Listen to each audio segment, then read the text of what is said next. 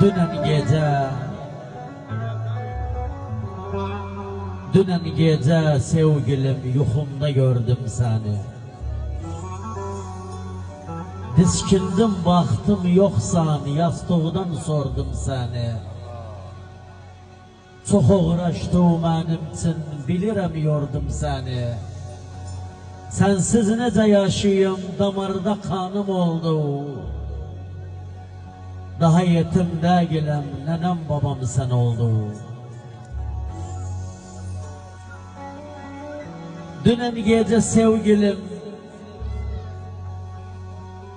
dünen gece yuxumda baş koymuştum dizine. Ömrümün aynasısan, üzüm görürüm üzüne. Yandırırım bu dünyanı, yaş gördüysem gözüne. Her şeyimde ortağım, bedenimde can oldu. Daha yetim değilim, nenem babam sen oldu. Dünen gece yuxumda geldi, kapımı çaldı. O şirin sözleriyle kırık yevlimi aldı.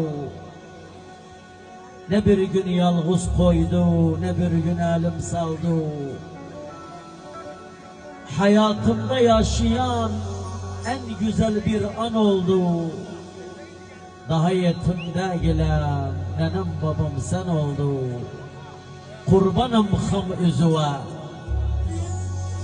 düşüptü nem üzüve. Kırma şu şegevlemi, atlanar cam üzüve.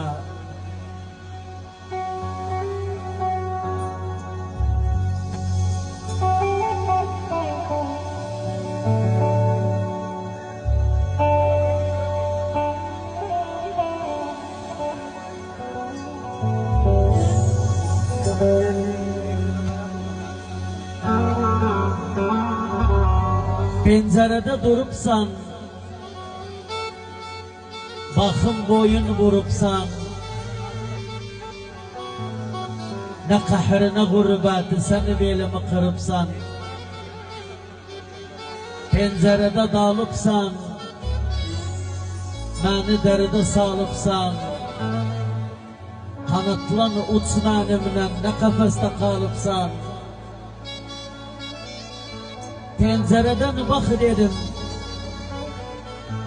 bes görmesin hak dedim.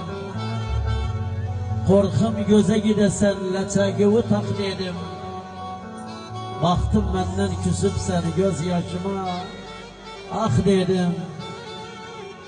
Pencerede tül ollam, perdesinde gül ollam.